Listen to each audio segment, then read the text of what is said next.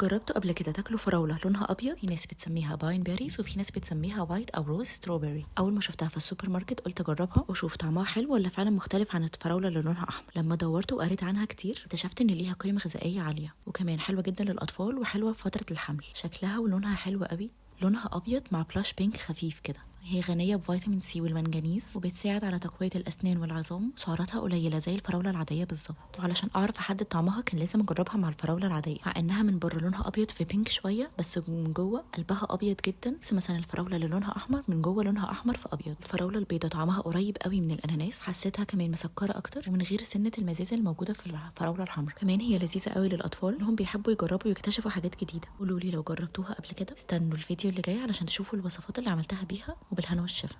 لو جربتوا الفراولة البيضة وعجبتكم جربوها في سلطة هتعجبكم أكتر. من أكتر السلطات اللي بحبها هي السلطات اللي فيها فراولة، فقلت لازم أجربها بالفراولة البيضة. طعمها حلو جدا، قريبة جدا من الأناناس وفيها سنة فانيليا. لما ضفتها على السلطة مع الفراولة العادية عملت ميكس حلو قوي ونكهات مختلفة، خلى السلطة بجد أحلى سلطة فراولة دقتها في حياتي. كنت عايزة أضيف خضار وفاكهة يليقوا مع طعم الفراولة فضفت حرنكش بما إنه الموسم بتاعه، فجل أحمر علشان يدي قرمشة ويكون خضار ليه طعم في السلطة. وسلطة فراولة يعني جبنة، ضفت جبنة سوري ولوز محمص. ومكونات السلطة دي كلها هتعمل ميكس حلو مع بعض لما نضيف لها دريسنج من جرين هاوس خفيف ولذيذ وفيه فراولة ولوز، مكونات كلها طبيعية وكل المكونات دي آمنة جدا للأطفال. أهم حاجة ما يكونش عندهم حساسية منها. والسلطة دي تنفع جدا لرمضان، هيكون خفيف جدا على السفرة بعد يوم طويل من الصيام. جربوا تعملوا السلطة ودوقوها لأطفالكم وقولوا لي عجبتهم ولا لأ، وقولوا لي ايه اغرب حاجه ممكن تكونوا حطيتوها على سلطه. واستنوا الفيديو اللي جاي هنعمل فيه وصفات اكتر بالفراوله البيضاء. خمن الوصفه اللي جايه ايه وبالهنا والشفا.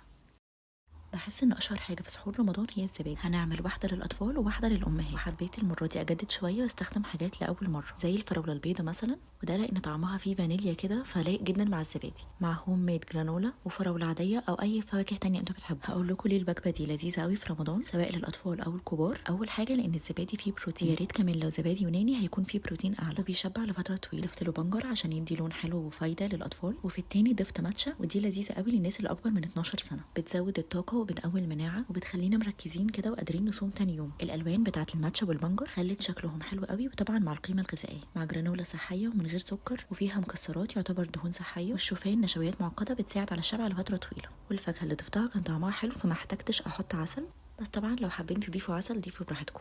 بعرف ناس كتير قوي ما بيحبوش الزبادي بالطريقه العاديه بتاعته وخصوصا الاطفال. جربوا الطريقه دي وان شاء الله مش هتحتاجوا تشتروا الزبادي اللي من بره اللي مليان الوان صناعيه وسكر. اعملوها مع اطفالكم في سحور رمضان وبالهنا والشفا.